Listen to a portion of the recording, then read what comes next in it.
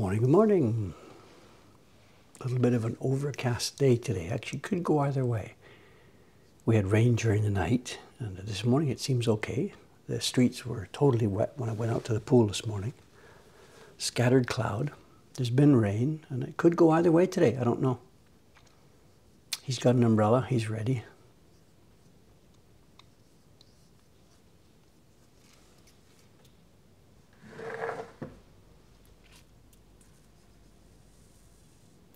Good morning, good morning.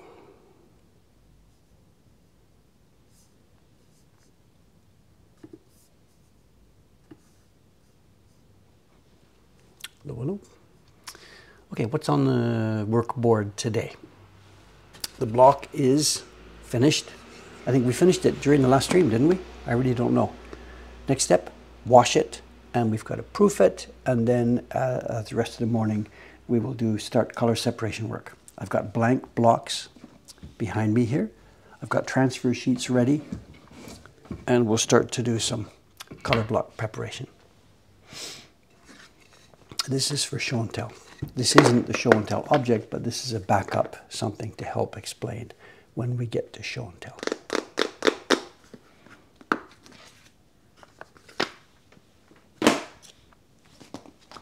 It'll be a package to open today. Outside doesn't have green tape, no idea.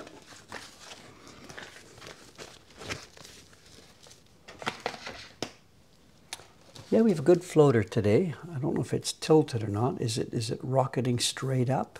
A little bit tilted to the left. Gravity.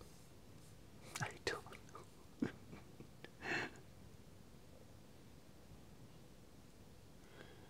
Okay, good morning, good morning. Let's get going here. It's Thursday morning. We're still in our Golden Week here in Japan, and the schedule is really, really strange. Last weekend, Saturday, Sunday, Monday were holidays. This weekend, Friday, Saturday, Sunday, Monday are holidays. So we're in the middle of this huge holiday sandwich time. Upstairs, the normal staff will be here in the office today. So if you're writing to us, you should get a reply and stuff today. But that'll be it. After tonight, or later this afternoon, there'll be no more office people in for 4 days, Friday, Saturday, Sunday, Monday.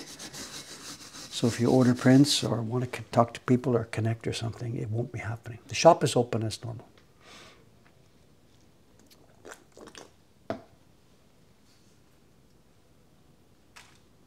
But the offices will not be.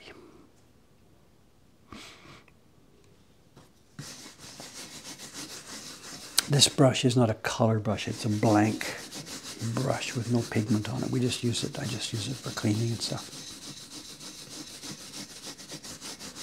Here we are, that Hanshita, the design, was pasted down. If you remember, it was pasted down originally with wood glue, white polyvinyl chloride or whatever it's called, white wood glue. But a touch of water and it's gone, it's out of there. If we had used too much glue, there would now be a hard surface on the wood and it would be difficult to print, but I didn't.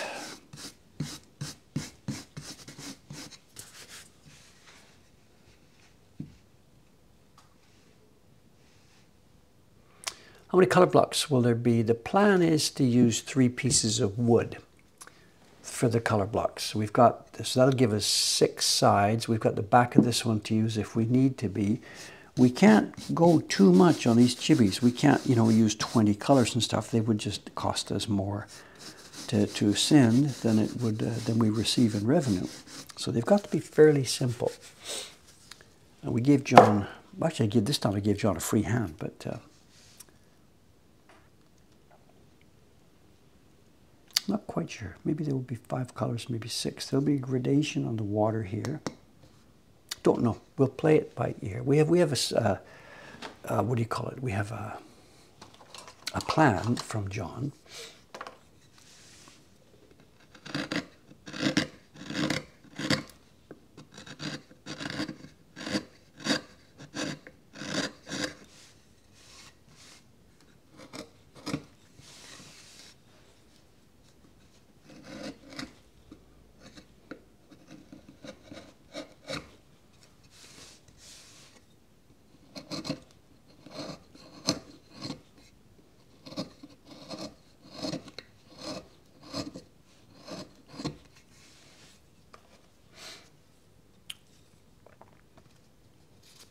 we knock off the back side of these registration marks. If I had left that full and sharp, because there's pigment nearby here, when we put the paper on and print, the edge of the wood there, I should have shown you before I cut it off, the edge of the wood sometimes hits the barren and will cut the barren skin.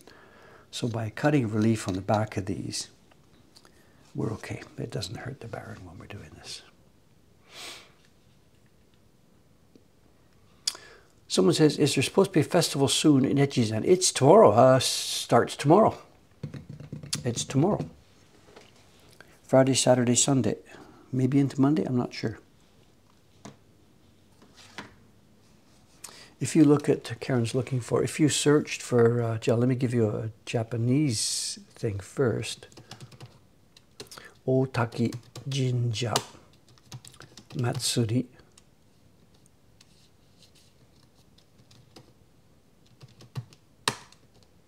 That's one to search for. Another one will be Okamoto Jinja.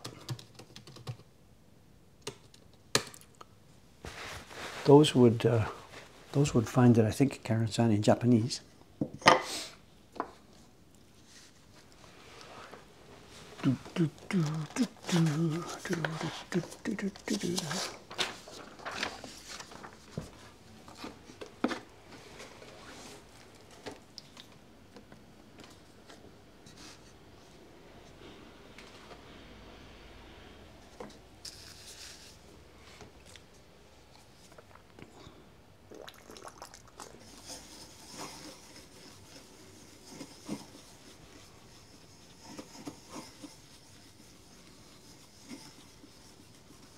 The festival is going on up there at the moment. It's an interesting aspect to that festival in that it's a festival devoted to the goddess of papermaking, as such as it has become. There was a legend about some goddess that came down and taught the townspeople how to make paper or whatever. So this particular town feels that this is the town where papermaking started in Japan. That may or may not be true, whatever, but they're the ones who are laying claim to that and have done for 1500 years. But the twist on it is that the word paper in Japanese is kami, and the word for god, goddess, whatever, is also kami. They're homophones. Different kanji, different way to write it. The paper kami is this one, and the god kami is this one. But so when you have a festival devoted to the god of paper, you start to get whatever, tongue twisters. So, okay, let's do this. The moment nobody wants to see, but every print we have to do it, we have to destroy our block. One last peek, not destroy it, but I mean destroy the appearance of the wood. It's wet right now because I just washed it.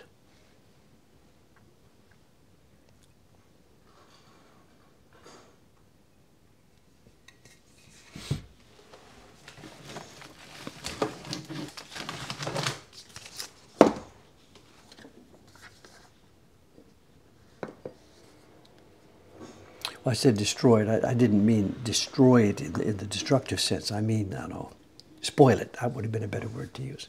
We're spoiling the appearance. I myself love them as just clean, beautiful wood. They look so cool, but this is not a finished object in itself. It's a tool to make prints. It's just a stage in the process. So to do that, we have to put ink on it. Are we ready?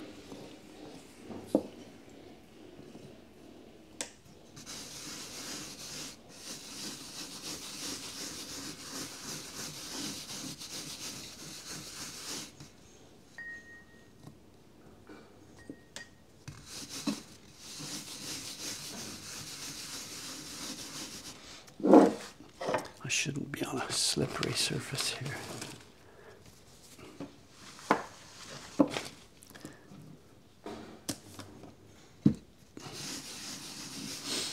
Yeah, destroy was not the correct term, obviously. My apologies.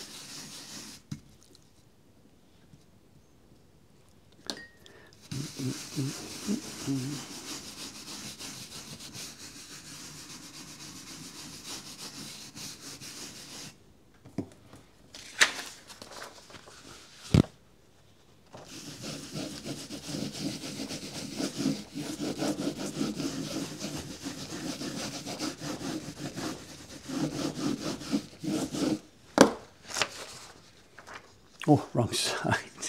That's what I get for using, sorry about that, using waste paper. Let's try that again so we can see what's going on. So much for first editions.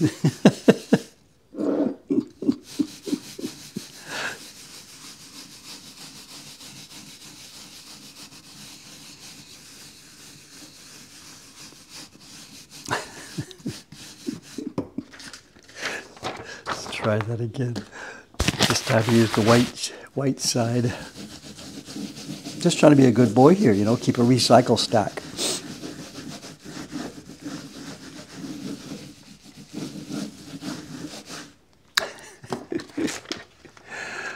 Okay, now, and it's the same, you know, there's no big surprises here.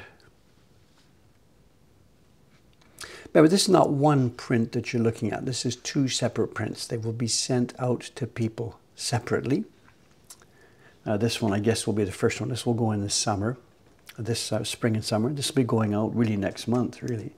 And then 6 months later, out will go the next one. So they will be made together and then trimmed apart after making. And I can see we've got some problems here. Problems meaning we have to fix some stuff. Look at this. What's happening here? Where is it? You can see part of the inner line. The inner line here looks quite nicely carved. But then at this point, boom, there's obviously a bit of mess I still have to clear out. This one here has a chip I have to clear out.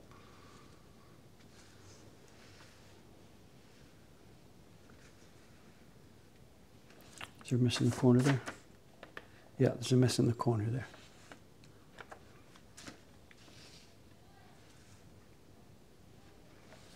Something here.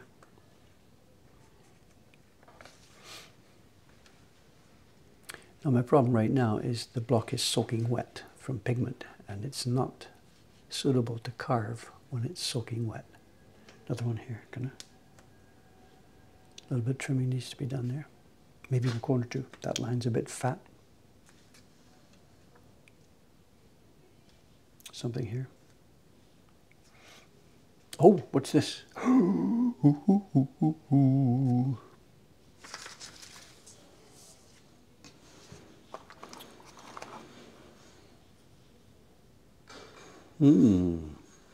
Not sure what we've got there.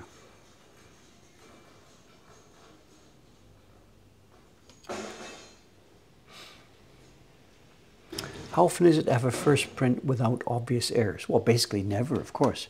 When we're carving, we can see the outline in general detail, but we can't see close up. So this is the normal way. Take a proof and start correcting.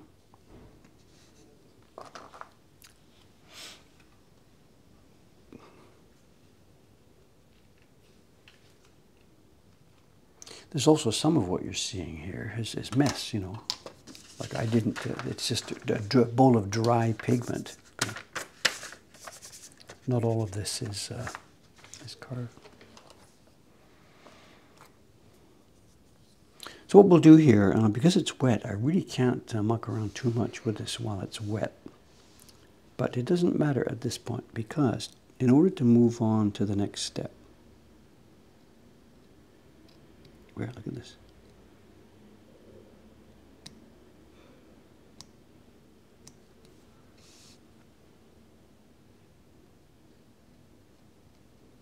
It's so wet.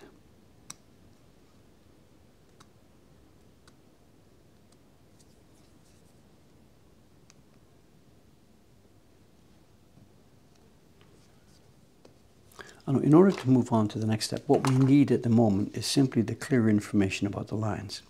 Like that little place where I neglected to take something out, the little dots here, something where something's a bit too fat or thin. At the moment, it doesn't matter at all. So I'm going to put this aside, of course, we're going to keep this. I'm now going to do preparation for color separations because the form of the lines, the divisions, the barriers between colors is clear.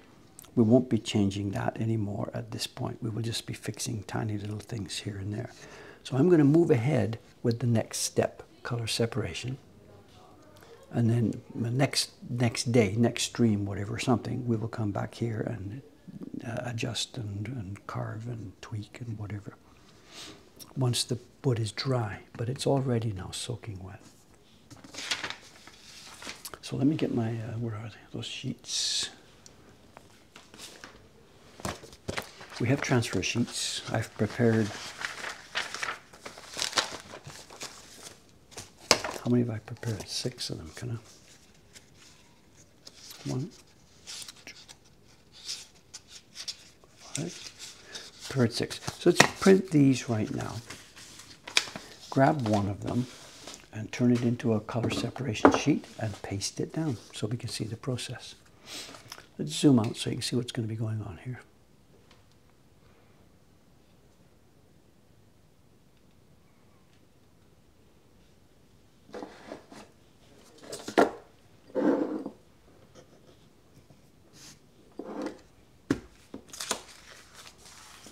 Are we all visible? Okay, so what we've got is the separation sheet paper is this. It's normal sheet of, it's like the construction paper kids use at school, sort of. It's a good, it's thicker than normal copy paper, and we've tested this particular kind of paper. It doesn't swell and shrink quite so much. And on top of that, I've laminated the thin layer of Gumpy. I don't remember what these are. This might be 3 millimeter Gumpy, 3 Mumme Gumpy. It might be 5 Mumme Gumpy. But with spray glue, the typical, what have we got? 3M55 spray glue. It's an easy removable glue. I very lightly sprayed these 2 sheets together. So we're going to print now onto the Gumpy surface. The back yellow paper is just for a carrier because the Gumpy is too thin to carry around and print.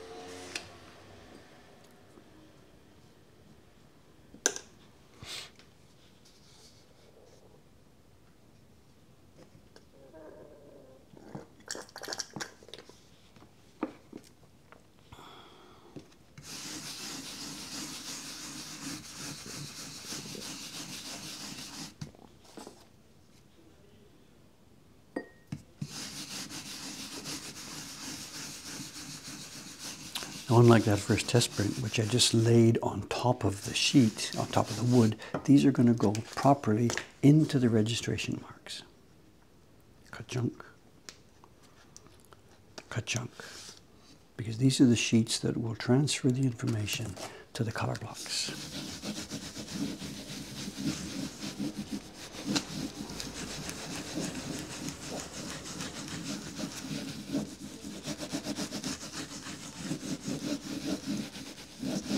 We want these sheets to be stable, to not swell and shrink, and to be perfectly registered in the corner.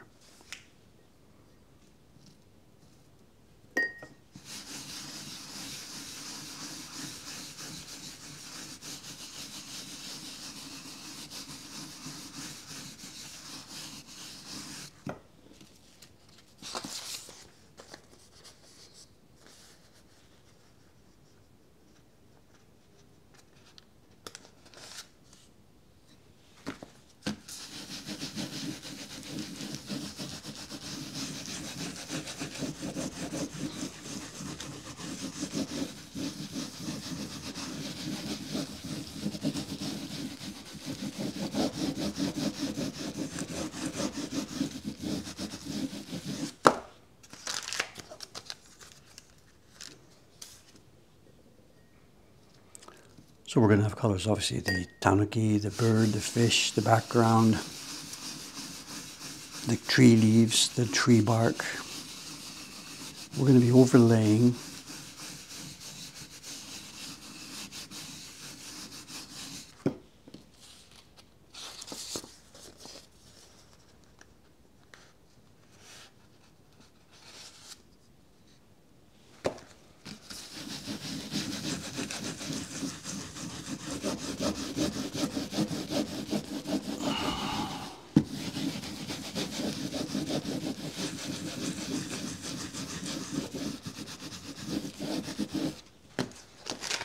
how many is that? 4, 3, 1, 2, 3.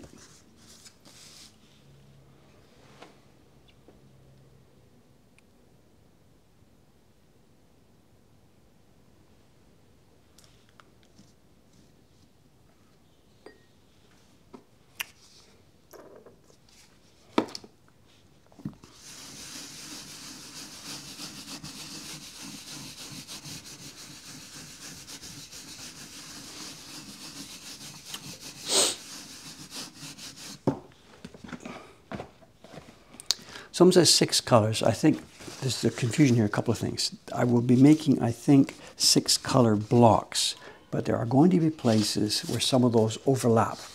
So there will be more than 6 tints and tones in the finished print, I think. It still really isn't completely planned at this point.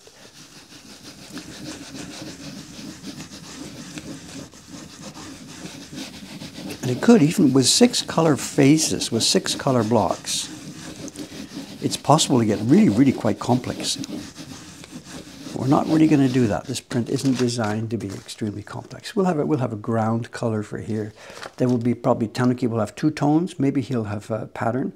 The bird might be a 2-tone thing. There will be the nest, the tree branch, the leaves, the fish itself. We're not going to go with a 55 color nishiki goi. We're going to keep simple fish. There'll be a blue water. I think there'll be a gradation. There will be ripples. You'll see today. We're going to start that process today. There will be ripples. So there will be a lot of information in this thing, you know.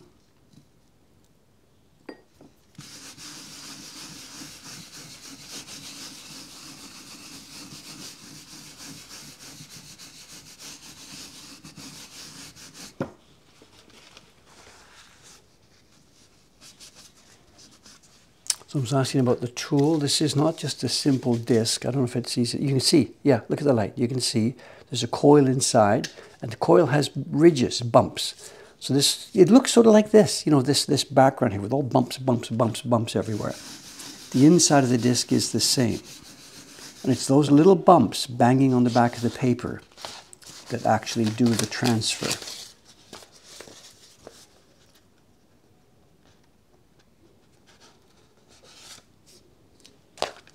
It's not just a flat disc. We'd never get anywhere.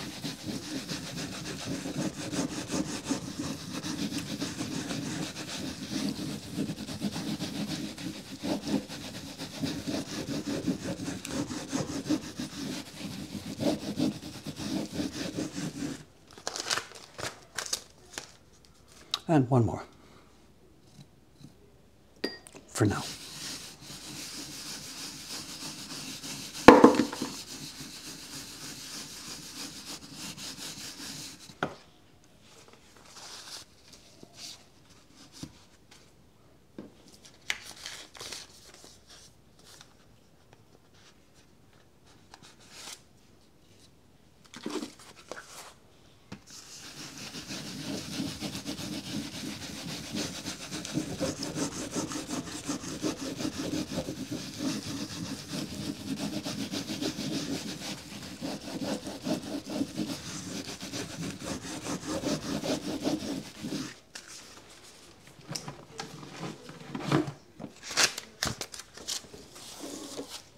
Okay, there we go. We can now put away the wood for a while. Theoretically now, well, we have some fixing still to do, but the wood now wouldn't actually be normally used until we start printing the edition. But here we go, color blocks. Lots of conversation I'm missing here, I'm sorry. Oh, you're answering each other, okay. Hey.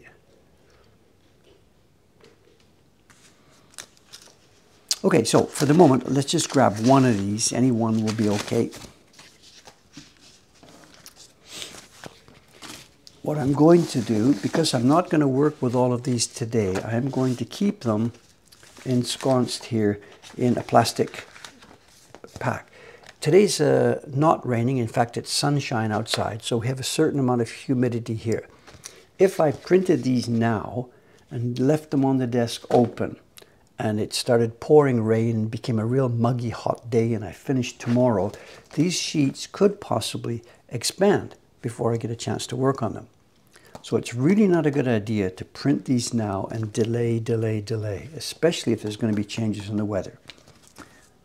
So this work now, there's a clock ticking and this work has to be done reasonably quickly.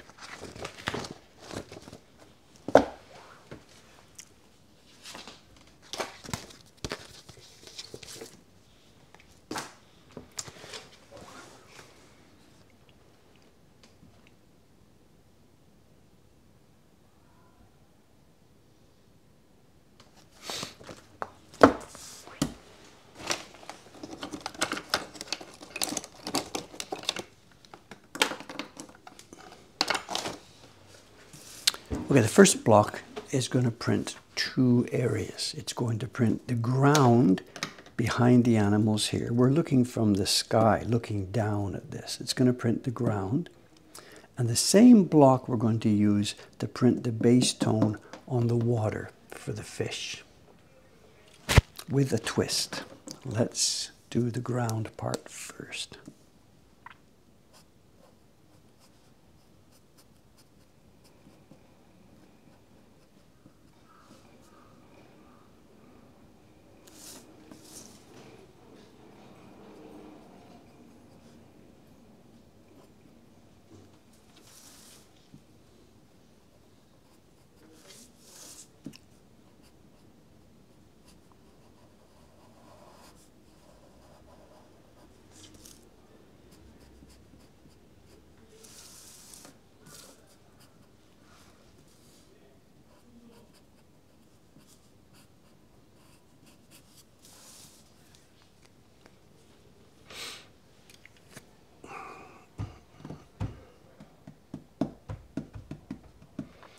Questions. How do we avoid getting smudges on the paper while printing?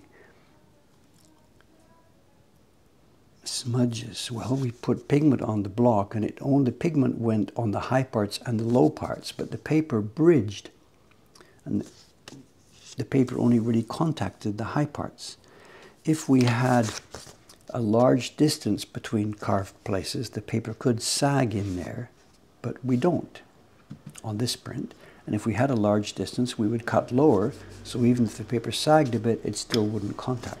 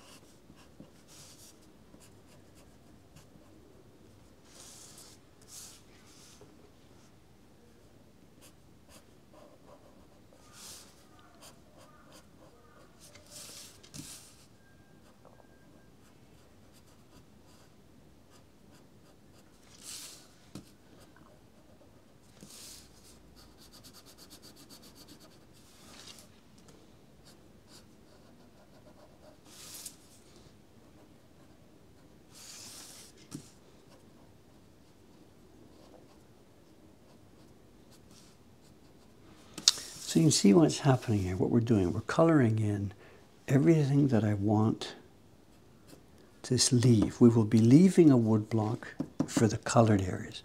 Where this bird is, we're going to be cutting it away. Because when it comes time to print this block later, we just want to print the background color behind these animals. So much of this is difficult to explain in words, everything, but when you see it, of course, it just works.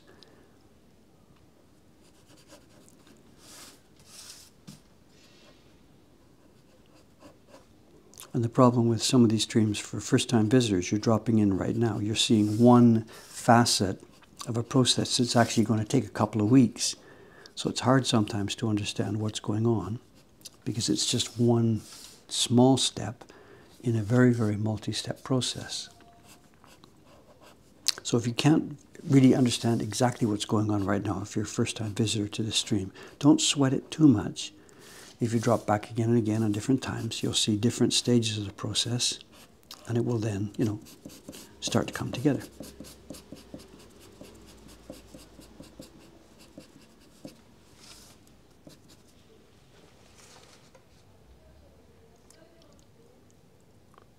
So,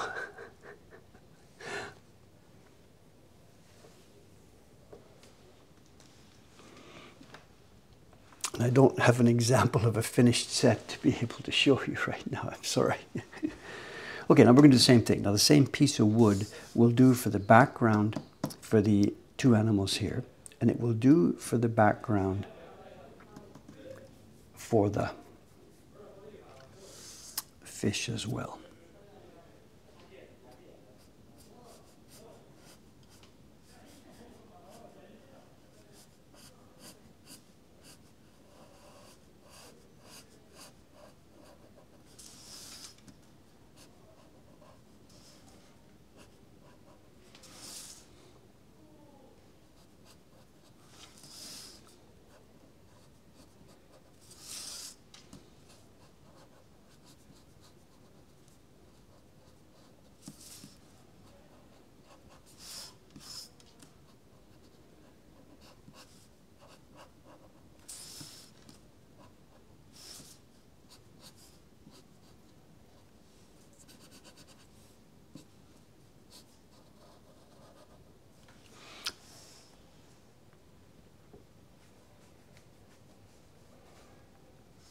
Nice red marker. This red marker is from the box. So we've got this box to show. It arrived one morning. This is from, these are from Snowy Evergreens to show. The gift that just keeps on giving. I'll be using these for years. She sent a box of 2 boxes of markers. They're going to last me for decades, I think, unless they dry out. I don't know. I was using, stupidly, I was using a light yellow one, and it really didn't show up well on the wood after pasting it down. So the older guys in the old days used vermilion ink. They would paint this with a brush. With vermilion ink was the traditional way. Vermilion making it very easy for the carver to see, but the problem with vermilion moist ink is that it was very wet and the paper buckled and distorted. These markers, I don't know if it's water or oil or something, but there's so little liquid in here that it doesn't distort the paper.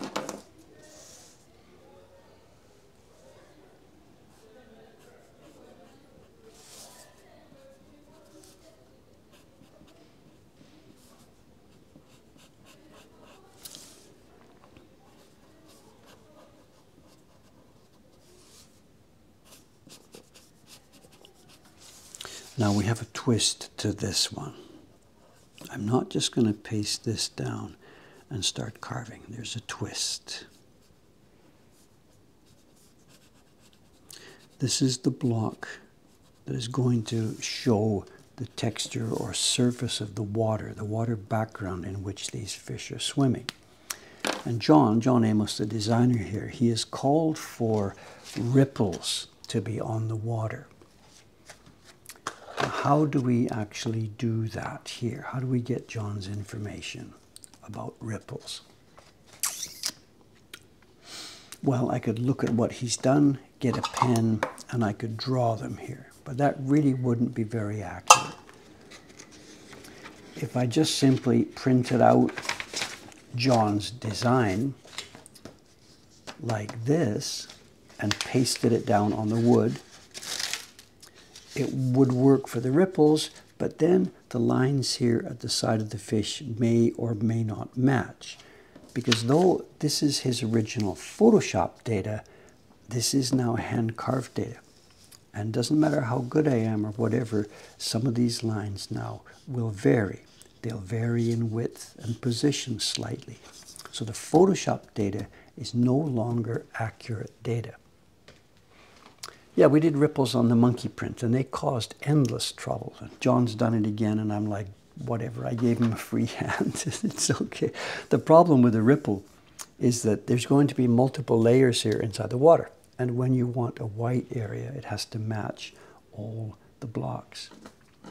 So what we're going to do here is this. I'm going to take John's, just this part of this.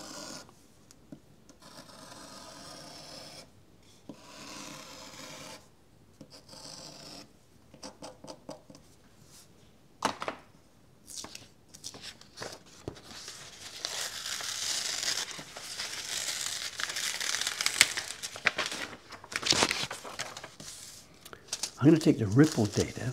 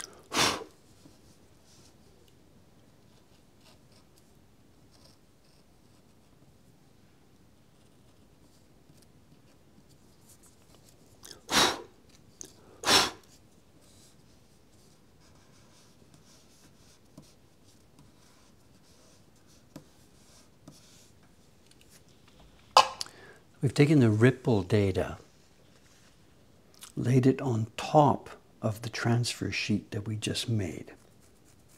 And we're going to paste it face down on a piece of wood. So for most of this sheet, the thing that will get glued onto the wood is our transfer sheet. This is going to end up getting glued onto the wood. But in this place where this ripple pattern is done on top, it's the ripple pattern that will get stuck to the wood. So we'll have all the information we need. We'll have all the outlines transferred from the carved block, and we will have the ripples transferred from John's Photoshop data sheet. And we really need to combine them. Having just my transfer sheet doesn't show the position of the ripples. Using John's Photoshop data wouldn't be accurate with the position of the lines.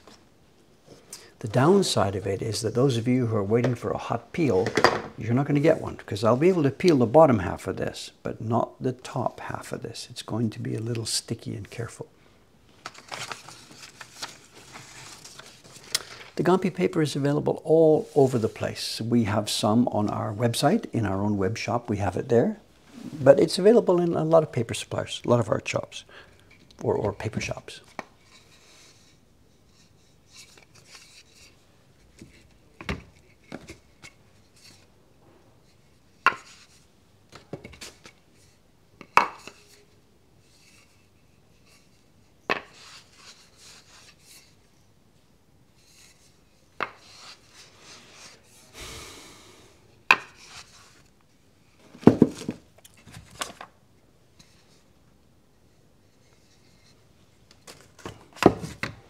Trying to look at the wood, the least worst option here. We really don't have good wood for smooth color blocks. Boy, oh boy, oh boy, we really don't. Try and use this one, I guess.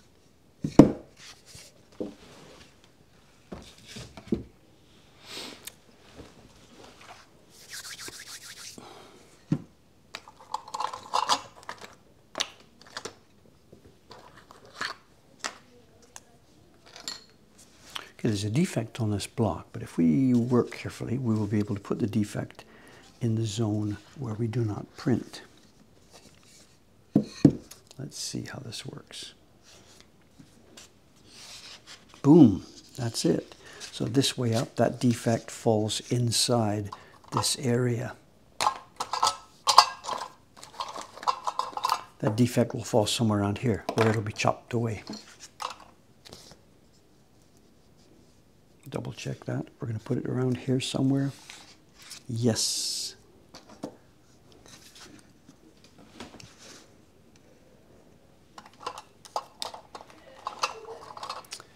So again, how many blocks will this design have? We think there will be the key block plus 3 extra pieces of wood.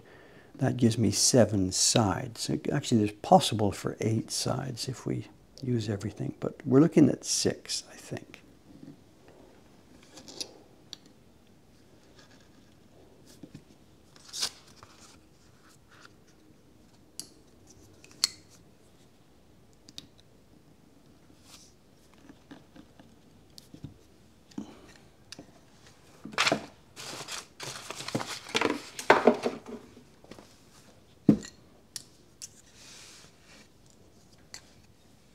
How's our time? 8:42. We're about halfway through.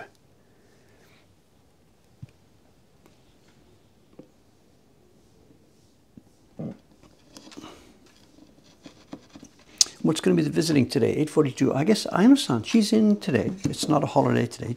The holidays start tomorrow, 4-day holiday streak. So Aino-san, I believe, will be in today. She will probably stop by and say hello. I don't think she's really going to come onto camera, given her situation, but she will stop by and say hello, I believe.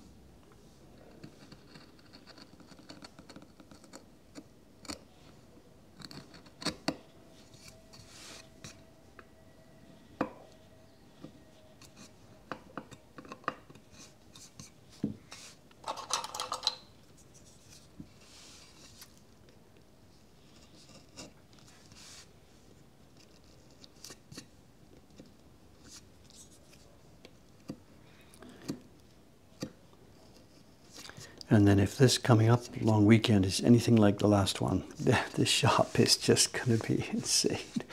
I'm still actually right now, as we sit here now, I'm tired actually from, I'm not exhausted or something. I'm okay. I had a good swim this morning. I swam lightly. I didn't push it today. She passed me 3 times. I just let her go. Go ahead, lady. I'm kind of tired. You go and do what you want. But I was tired in the pool today for 2 reasons. One, because I had a gap on a Saturday, Sunday, Monday, Tuesday. I couldn't swim. Saturday, Sunday because of days off. Monday's a holiday. Tuesday was the last day of the month, so the pool is closed for maintenance. So 4 days with no swimming. Then you try and get back to it. It's difficult. And now the next 4 days, no swimming. So it's,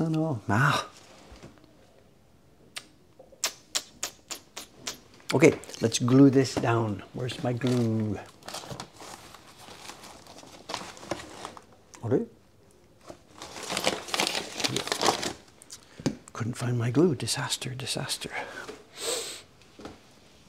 Okay, now the paste here, we have to be careful. As I said, I'm going to paste it all down, and what I'll do is I'll scribe a line in the middle, and we can peel the bottom part easily, but when we peel the top, we have to really be careful because we've got a multi-layer construction here.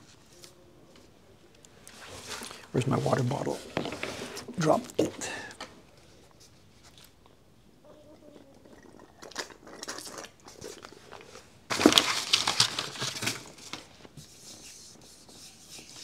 And as always, a little bit of water on the block first so that the glue doesn't soak in too far. The water starts to soak down into the dry wood, and the glue then sort of, for the most part, sits on top. If we put glue right onto a dry piece of wood, it really behaves badly.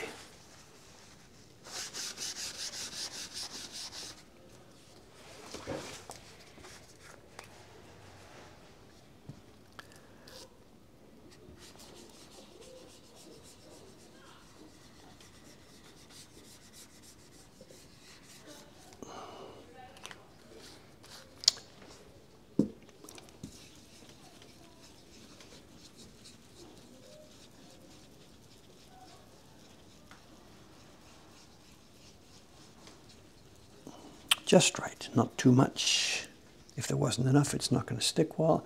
If there's too much, it gets runny and swells the paper.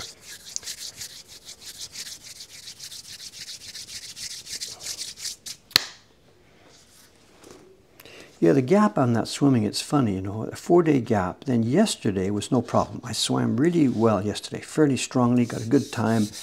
But then the second day after a gap, that's when it hits, or at least it hits me. So yesterday's swim was totally no problem. After a 4-day gap, jump in the pool, I'm okay, bang, bang, bang, bang, bang, bang, bang. But today, the second day up after the break, that's when I can't do it. And then next week's going to be even worse. There's now another 4-day gap coming. And I think it's going to take a week or so for me to get back to normal after that. Can't be helped. The pool there, my ticket is no good for holidays anyway, but I'm not even going to think about upgrading my ticket because the other people I speak to at the pool, those who do go on holidays, they say, Dave, forget it. It's a bear garden. It's just chaos. Too many people.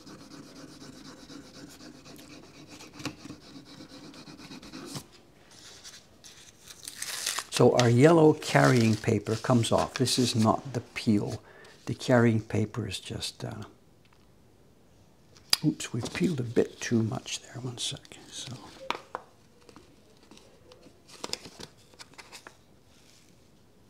yeah, there we go. Good. The carrying paper should just,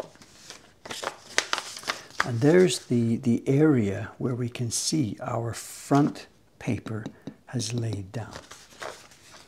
Now, just to make this a bit easier, let's slice this.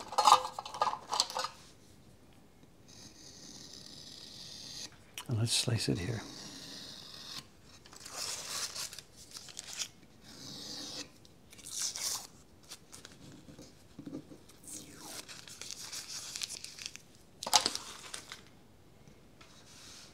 So the bottom part here will peel easily.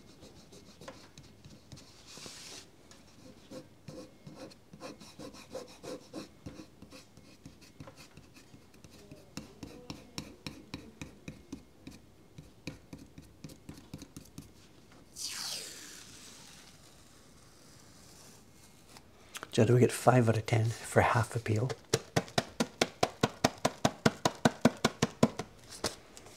Now this one, no. We're going to peel part way up.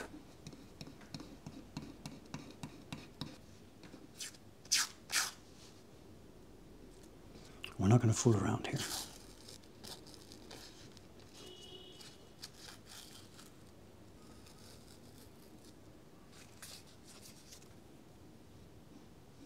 We're not going to fool around, says he, fooling around.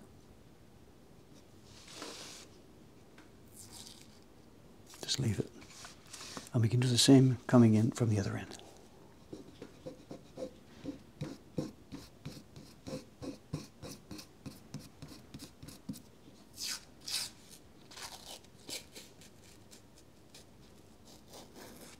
Okay, there we go. We now have all the information that we need. Sorry if it's a bit difficult to understand what we've actually done. But now we have all the information necessary. This whole process has not been transferring pieces of paper, it's been transferring information. We need to know what shape to leave on this color block. I'm going to now start cutting, and I will remove the wood where this animal is. I will remove the bird, I will remove the tree, I'll remove the outside. And it will leave just a piece of wood that has the color you see here marked in red. It won't be printed red. We could print it in anything we want. It doesn't matter. Purple, green, red, blue, it doesn't matter. The red color here is just simply to let me know. It's a guide to me to know what shapes to leave.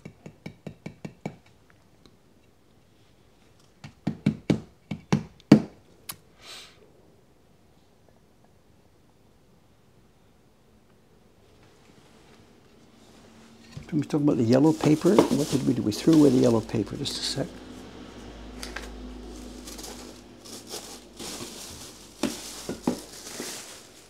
I threw away the yellow paper somewhere. It's not in my garbage can. What did I do with it? Someone wants to see the yellow paper. Is that this part?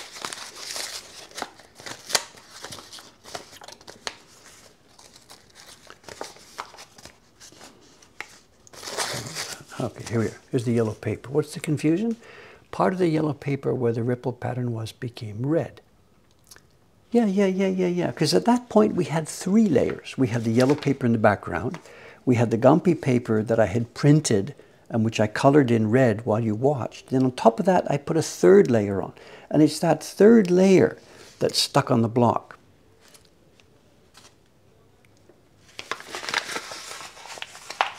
I'm sorry if this looks a bit too confusing today. The process really actually is extremely simple, extremely straightforward. Just we put a little twist on it today.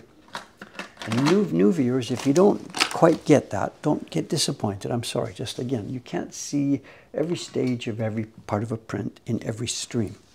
So you can see from the bottom side what actually happened here.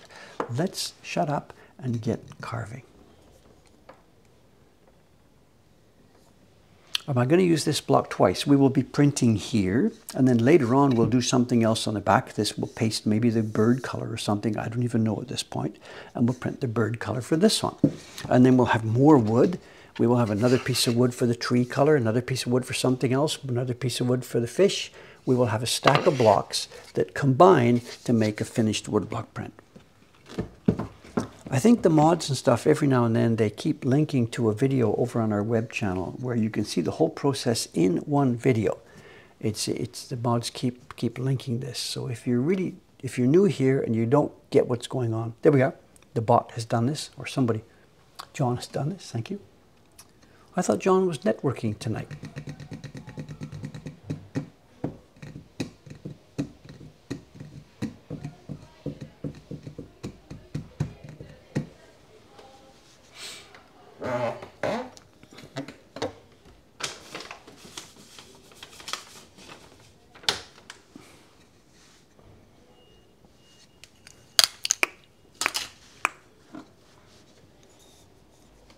Oh, my microscope, it's all out of alignment. Oh, I was using the scope yesterday for something else.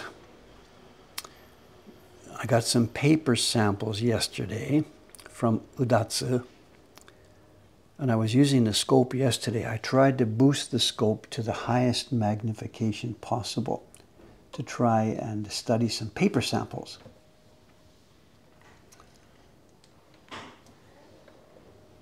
So all the settings are wrong. Excuse me just a minute here.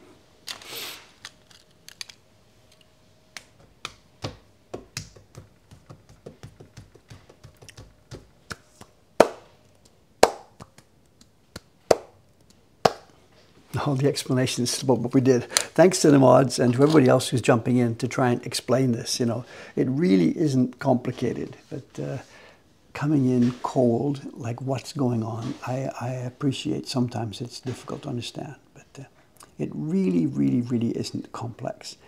It's a pre-industrial process. This is the way it was done in Japan all through the 16, 17, 18, 1900s. It doesn't involve the use of machinery or complicated processes or anything. It's a very, very simple, step-by-step handwork process. Nothing deeply complex about it at all. Once we start printing, there's some very delicate nuance involved in applying the pigments and stuff like that. That's like painting of anything. But the technical process here is actually extremely simple. Believe me. Have a look at that video that people are now linking there, you know.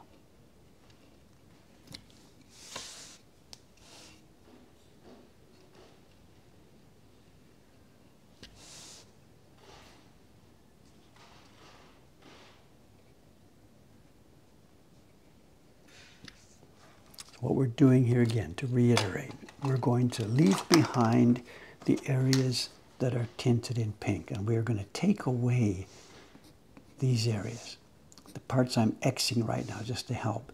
These areas will be removed and they will not be used for the printing process. So that's why we've got this reddish color here, just to help me understand what areas to leave and what areas to remove. Here we go, look at this, bang, bang, wood is coming out.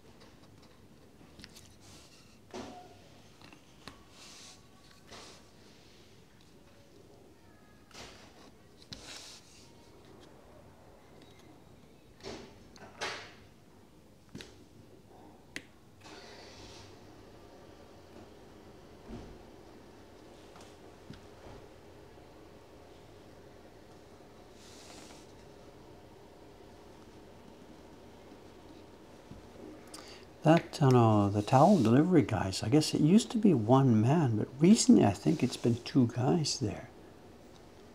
Was it two today? I think one was stacking and one was in the truck. Maybe their business is expanding, or perhaps they're training a new guy there. I don't know.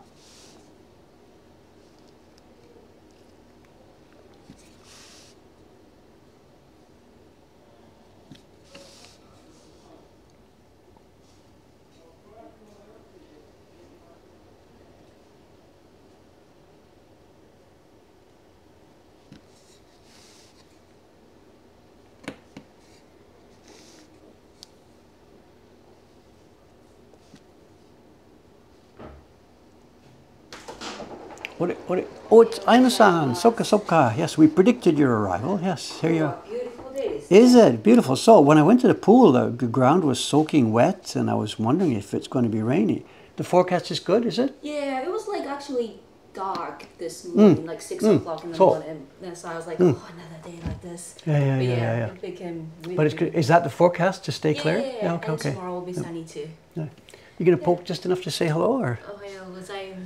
Oops, sorry. The camera's in exactly the wrong place there. I'm sorry. So we can put it like this and block your face. I'm sorry.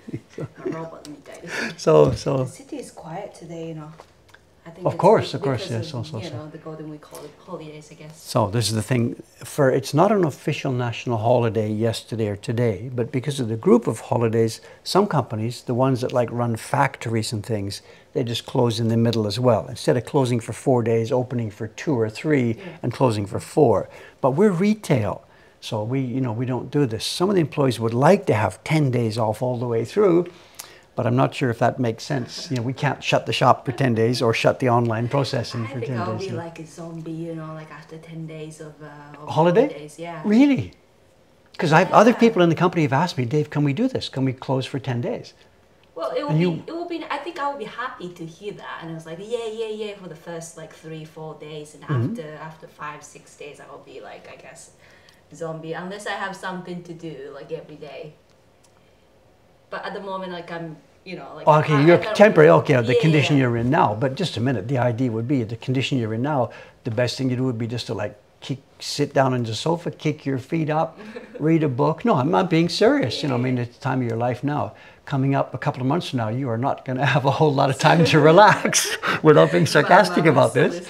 So if I were in your position right now, the idea to possibly have a 10-day holiday would be like a wonderful dream. Yeah, if I could travel abroad, for example, that would be really nice. But, you know, the yen is so weak, and you know, at the moment, I don't think it's a good time to travel. And yeah, blah blah blah blah. I was surprised about that. When this holiday thing started last Saturday, there was the obligatory picture in our newspapers. It's every year the same picture. It's from the airport lobby, showing the airport lobby jammed with people who are now heading overseas for the beginning of Golden Week. We see this picture, it's obligatory. And then 9 days from now, whatever, we see the same thing. The airport lobby is jammed with people coming back from holiday. The destinations might have changed, like, you know, their destinations, like maybe it used to be like Hawaii #1 and, you know, and the US and, you know, Europe and now it's domestic, like or close by Korea, I think. So rather than going to Hawaii to try and buy American dollars, people are traveling to Korea and stuff like this, I think, you know. So I can't imagine at the moment being a Japanese person earning a Japanese salary trying to travel overseas. It's like 50% more expensive than it was a year ago. 50%, 50, you know. For us in Mokuhankan, we're a little bit, I'm not sure how much I should talk about this, you know, we're laughing about this currency thing. We're temporarily laughing. There's a giant shadow behind us because what's Japan's economy going to be like? I have no idea. But given that my expenses are in yen, this lady's salary is in yen, but people are buying our products with dollars. And we haven't changed the dollar price. Something that was $50 a year ago is still $50. The customers don't care, don't know it's the same price, but we receive more yen for this. So we're sort of at the moment, we have a really strong tailwind. John says, I'm rolling in cash. Yeah, tell me about it. But no, but at the moment, it's a huge benefit. We theoretically could. Every day the yen gets weaker, I could lower the prices for the customers. $50 could have become 47, could have become 45, could have become 43. But that gives all the benefit to the customer side. And you wouldn't even know. So what we're doing with this roller coaster we're on, at the moment, Mokuhankan is on a huge speed part of the roller coaster. We're getting the benefit from this exchange. But if they do their intervention properly tomorrow, whatever, then all of a sudden, boo, well, we climb again. So I'm simply, we're rolling in it for the couple of months that this is happening. And we'll let it go, you know.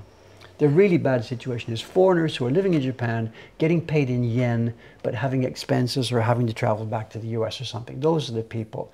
Maybe it's English teachers or something, you know, they're getting punched. So all of us here, we get paid in yen, but our food cost is yen, you know, our expenses are in yen, so we're okay. So yeah, not a good time to travel abroad, but inbound the other way. Yeah. It's fantastic. What's on your desk today, ma'am? Do you have anything, because you're going to be off for 4 days, is there any special, I do not think so, unless something unexpected happens during the Golden Week. So what are your instructions to me? We've put a notice on the web, on the shopping cart that says, because of the holiday, you may not get a response. So what, what might happen normally is Anna-san's off for 4 days. Dave will answer all the mails and stuff. She doesn't want me to do this, and it may not be. No, I'm not. It sounds like I'm like a control freak. No. I mean, whatever. Anna-san has her job and her desk and her stuff, and we've put a message on the website that says it's holiday period in Japan. The post office is closed. We can't ship. We'll get back to you after the holidays. And I think that's what she wants me to do. Leave her desk alone. Of course. Yeah, of course. ちょっと I might need your help later. When I opened the incoming box this morning, I was astonished. I know. I have to get. It's still happening as we speak. It's still happening. There's a bot has hit our subscription page today, and there's like 10,000 new subscriptions, and they're still coming in. I see my notifications still coming in.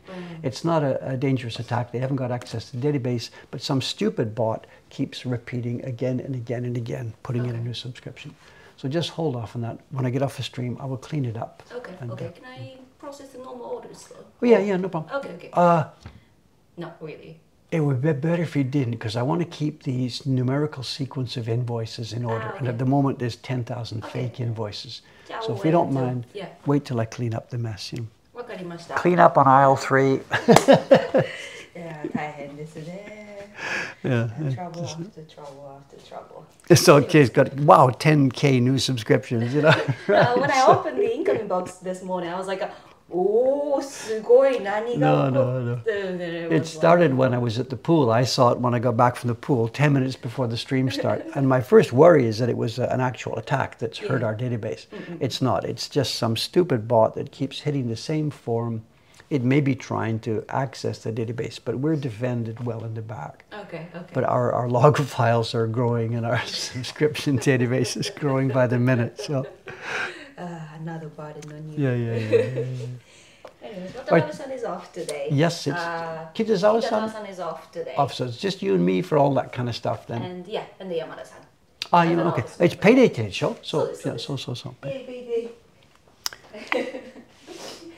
Payday is normally for us, it's the 5th or 6th, but it's moved up early this time. Because of the holidays. Okay, I'll talk to you later. The thing about that American dollar, because the dollar is so strong and the yen is so weak, Dave doesn't have any trouble meeting payroll this few months, that's for sure, So.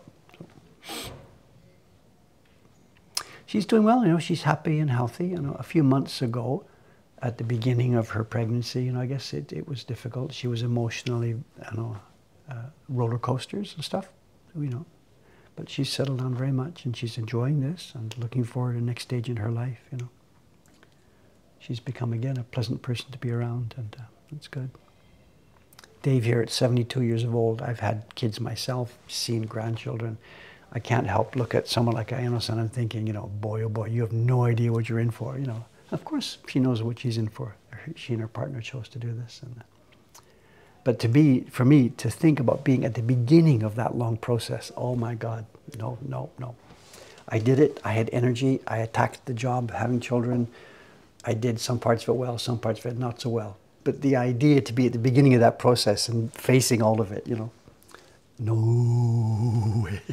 So, there are some jobs that are for the young.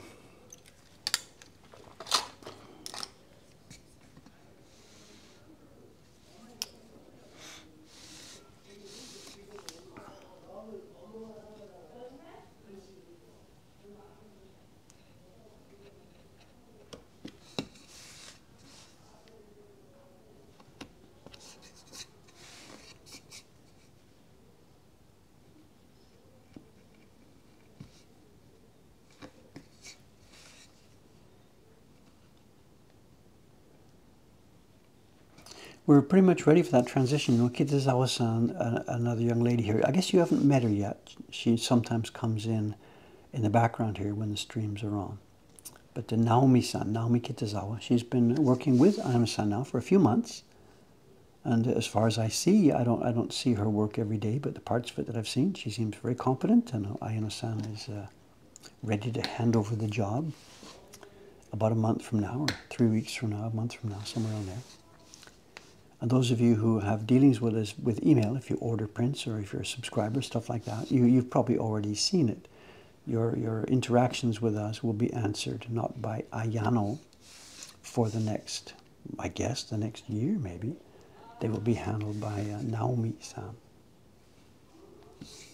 And Anna-san herself is not really sure what the schedule is going to be. The baby is due, I guess, somewhere end of June, whatever, and she will be completely off on maternal leave for the first, I guess, half a year. And I believe she wants to then, if she can arrange daycare, she would like to arrange daycare for her child and come back to work full-time. We're, of course, holding her position for her. But whether she'll end up coming back full-time, it depends on the daycare options that she finds.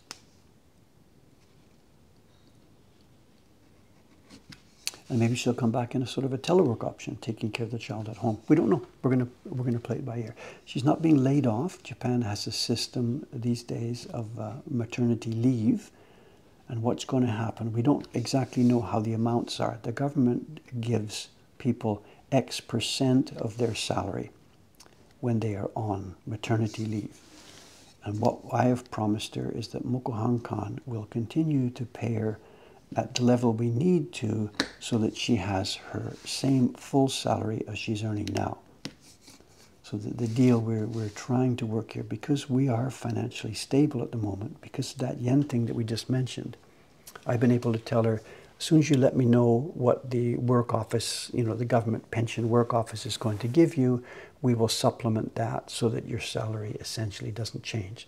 So she's going to have maternity leave for at least 6 months and possibly 1 year at full salary. I wouldn't be able myself to afford to do that, and the government doesn't do that, but we're going to play it in combination. Because we can at the moment. I'm a bit worried if the yen-dollar rate goes the other way, or if the shop gets quiet, if there's an earthquake and no visitors come for half a year or something, things may have to change. But at the moment, because we have these wonderful tailwinds, huge numbers of tourists, a wonderful exchange rate, and efficient business operations, because we have these things in place, we're trying to do the right thing. We'll see. So I'm saying, how much overlap in the outlines for the colors? That depends. That depends.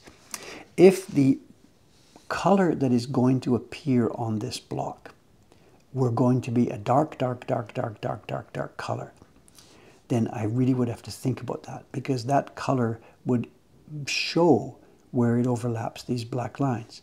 And if I've cut this line way into it or way shallow or whatever, it will make a difference. But I know at this point that the color I'm going to be using for the ground here on this block, even though I haven't mixed it yet and don't know what it is, I know it's going to be a tint, and it's going to be basically transparent.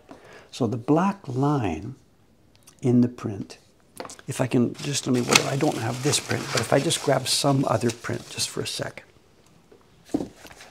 Can I grab some? Okay, here we are. There's just some other print here. Let's zoom in.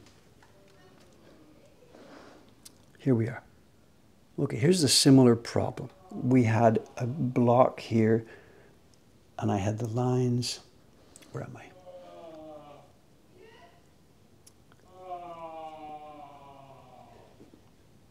Zombie attack in Tokyo? What was that? I didn't see. So here we go. So if I knew that it's going to be a dark, strong color, I have to be careful. And can you see how much that red overlaps the black? So the black line here is actually a little bit disturbed by the red. If we find some other part of the block where I'm using more of a tint color, and you can see it there, because the black here is not printed such strong deep black, you can see the color part coming into the black lines.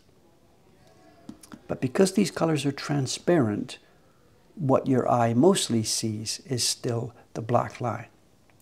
So how far do I cut these color blocks into the black only is a major factor if I'm going to be using a very, very, very, very strong, rich color. And I won't be on this print, so it really isn't much of a big deal. What am I doing? I think I'm basically sort of just splitting the black line halfway, kind of. What am I doing here? Let's come in. I'm just trying to stay in the middle of that line, pull it down. I'm avoiding going near the edge, because if I cut too far out, we will have an area of no color. And I'm avoiding coming too far, because if I cut this too far, the color will come into the bird. So at this point, with this kind of a print that has good fat lines, I'm basically just splitting the difference.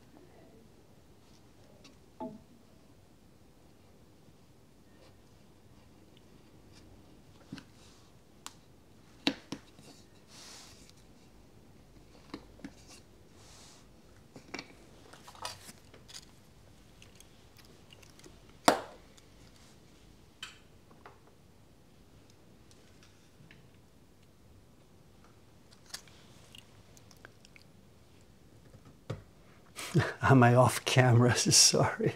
We do want to get a remote control, you know. It would be fun if somebody here, the mods or the people, had control over the camera. Did we finish these two leaves here? Just so I don't forget. Let me finish these two green leaves. Green, they're going to be green, I guess. Let me get them off this block and then show and tell.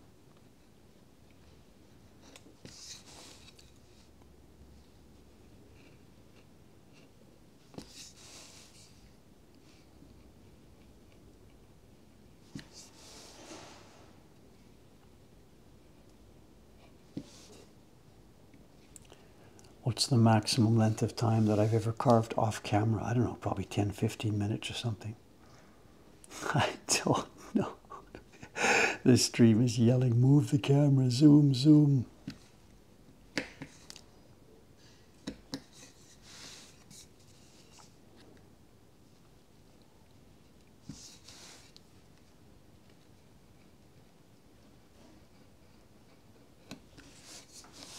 Okay, today's show and tell.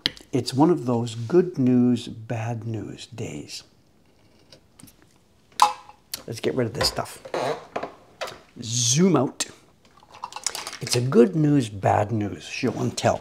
I mean, don't worry, don't get upset or anything. But the point being, when we buy stuff from the dealer auctions or Yahoo auctions or sometimes even from people that walk in the door, we don't always get exactly what we would like to get.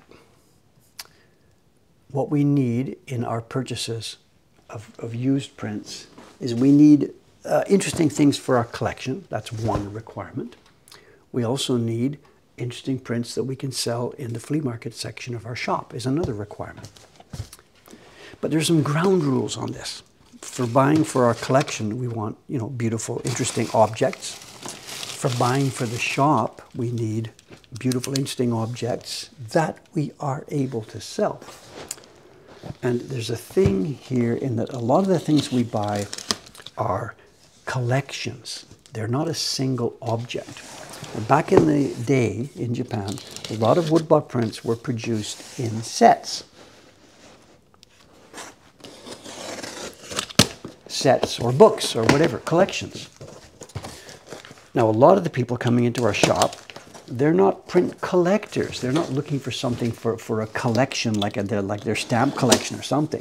They're looking for an interesting, nice print to take home as a souvenir of Japan.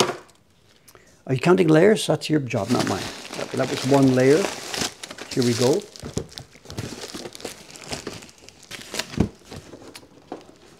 So to get back to the story, when we get something as a set, it's not really suitable for our customers. This is a set nominally of 100 prints. Now, very few of the people who come into our shop looking for a nice souvenir of Japan want to buy 100 woodblock prints. Of course, maybe. Of course. So, Dave and the crew here when we have a chance to buy such a thing as a set of 100 prints, we have to pass. You know, if I want the set from my own collection, that's fine. But we can't just buy sets of 100 prints and put them in the shop and expect someone to want this. That's layer 2.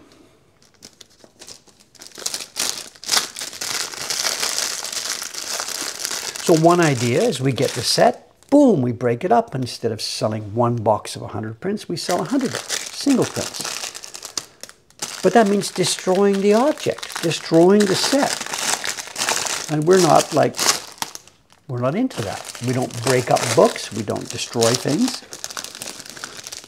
So when I said this one is good news, bad news, the bad news is that the set, some previous owner has taken prints out, given them away, or lost them or something. So out of the 100 prints that were in this set, there are only 71 left. So that's the bad news. The good news is that this is a broken, decrepit set, and we now will salvage it. We're going to take the prints out of here, curate them, see which ones are good, see which ones are bad, and send them out into the world one by one. Out they go. And I can do that with no problem at all with my conscience. For a few reasons. One is this set, actually, we have 2 or 3 copies in our collection. It's well known, it's curated, it's in museums all over the place. We're not losing any historical information by breaking up what's left of it. So that we're not hurting anything, data that needs to be kept in the world. The prints are gone. Some previous owner has given them away or sold them or something. We have no idea. Some are still here. Many, many are gone. Apparently, according to the data when I bought it, there were 71 prints left here. So those 71 prints, assuming they're going to be in nice condition and cleanable, these 71 prints are going to go out to happy new homes around the world. What we've got here is a set produced by Takamizawa, and it was made in Showa 12. We'll look at the date inside it. Someone's asked me date. Here's the package. It's Takamizawa Ban, Ukiyo-e. This all reads right to left. Takamizawa was a very a straight-laced, old-fashioned company. And even in this era, this is the 1930s, they're still writing right to left. The rest of Japan had changed over. The guy who ran Takamizawa was, we're not going to do any of those newfangled stuff. We read right to left the same as I learned when I was a little kid. It's Takamizawa Ban, Ukiyo-e. What have we got? Meisaku Hyaku Hanga. It's 100 masterpieces of famous ukiyo-e prints. And they published it as a subscription set. You first got the album and the first 10 prints. That was your sign up. And then at intervals, as you paid your subscription fee, you got prints 10 at a time, 9 more times. You put them into the album and away you went. They knew what was coming up. They prepared the 100 prints. Where's our date? There must be a date somewhere. Soka. Okay, there's 2 dates here. This is going to be interesting. Hang on a sec here. Oh, no way! No way! The original pamphlet. Oh, you have got to be kidding me. The original pamphlet.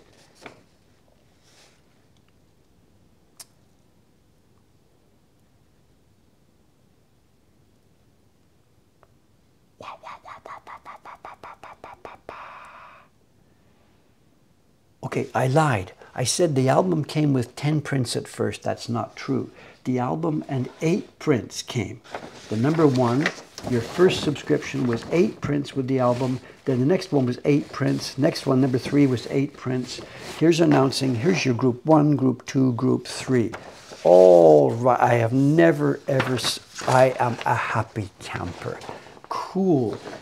Cool. Actually, we should be showing prints just a minute. I will study that till the end of time. Let's look at some prints. There was going to be a date at the end here. Here's the date. There's 2 dates on this. One is really interesting. One is fun. I'm going to need some help. This is Showa 12. It reads right to left, Showa 12. But over at the front of the album, we have another date. And I'm going to need a bit of help here because I don't remember the provenance of this. Let me get the camera on here. This is fun.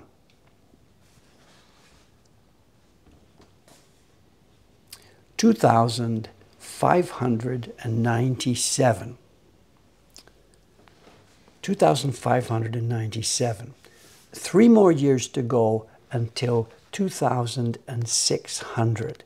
And this is, somebody's going to correct me on this. It's one of the legendary dates of the establishment of Buddhism or the first people to come to Japan or whatever.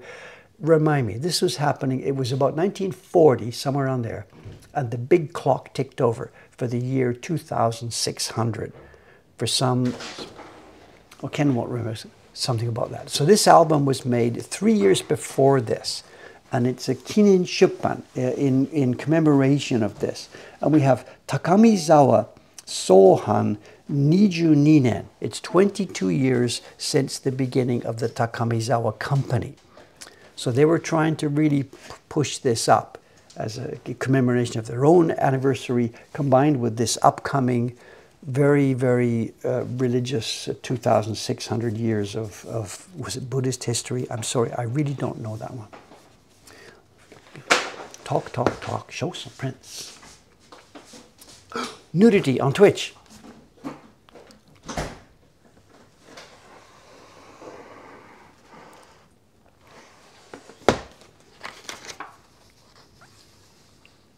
They've taken a diptych and they've published it separately. It's a bathhouse, a woman's bathhouse.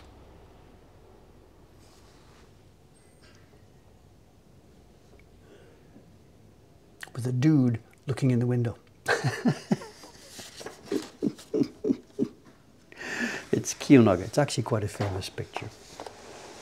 These are made so nicely. Now, I said before, we're going to get these into our flea market. These are done so nicely. Now, when I first ever got one of these albums, I thought, no way, these are not woodblock prints. These things are, it's impossible. You couldn't print such delicacy on this. These must have been some kind of metal blocks or mechanical printing. So Dave originally thought this book was no big deal because he thought it was mechanical prints. I was wrong. We got a broken book like this sometime years ago, and I took some of the prints out of that book. That's what I was going to show you here this morning. I took some of the prints in that book, soaked them, and what happens? They come right off the backing, and they are indeed beautifully made, fabulously carved, fabulously printed wood block prints. This is another print from this album.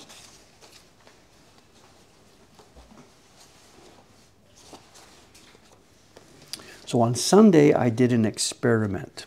Udagawa-san and a couple of the other ladies were here on Sunday. I knew this album was coming up, and I gave them a few prints from my collection here. And I said, are you guys going to be able to soak these things off? We did a little sample. And Udagawa-san and the ladies, they had fun. We put some prints in hot water, and they're on the back and peeling and peeling and peeling. And yes, they were able to do this. So once I confirmed that, I put the order in, bought this album. So 71 prints are going to go into the back room of the shop here. And the ladies in the back room there, as they have time for it, are going to put some hot water in the sink. And they're going to go for this. And they are going to get this album ready for coming out into the shop. Oh, here's an example. Look at this. Look at this. Here we go. Here is postcard. Not hand printed, of course. Yes, sir. And here's the same one from my collection, removed from the backing sheet.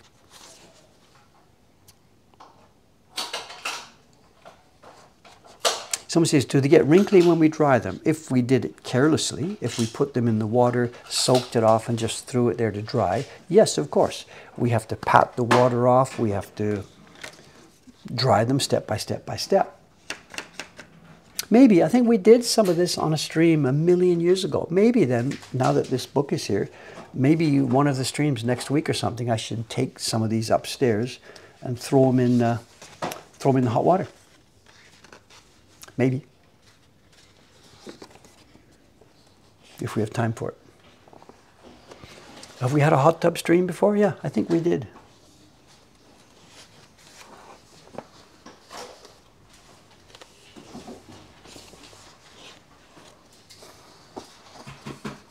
Crisscross carving.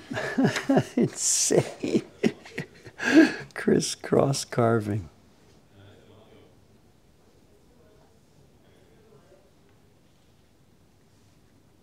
It's all carved. And I haven't inspected this with a microscope, but I imagine what we're looking at here is... Yeah, of course. The vertical lines are on one block and the horizontal lines are on another block. There's no way anybody's going to be insane enough to do this.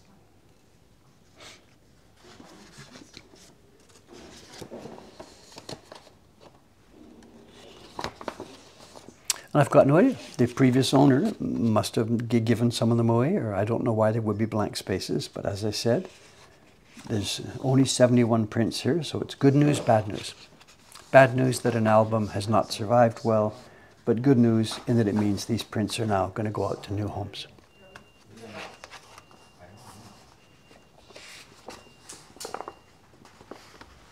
Well, I recopy each page's info when we take the prints out. Actually, what's going to happen is the leftover book here will just be trashed. It's not museum stuff. We've got this, a very, very common book. As I said, we ourselves have a couple of copies of this. When we put the prints out into the world as individual items, we will, of course, identify what they are. We will put them out with provenance, mentioning that they're from an old Takamizawa album and giving name and date and title, of course. We're not going to separate them from their information.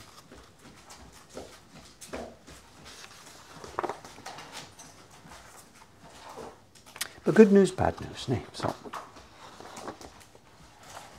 okay, I think that will do us. This is our stream for today. I'll be back here again now in a few more days. This is Thursday. I'll be here 2 more days, Saturday morning. And absolutely the next few streams, I said a bath stream, that won't be happening this Saturday. I will be carving one of those color blocks, maybe the same one I just started this morning, or doing some more color separations. So the content for the stream for the next couple of weeks is going to be Dave doing this color separation work and carving the color blocks. Once that's done, I get to move on to something else. Okay, let's put up the outside and say goodbye. Let's see how the weather is. It does indeed look like a really, really, really nice day. Masking, there are still masks out there. We're not all wearing masks now. Here in the shop, Udagawa-san's wearing a mask. I'm not. It's gradually coming down bit by bit by bit. Okay, guys, thanks very much. We're counting down. 3, 2, 1, and sign off. Bye for now.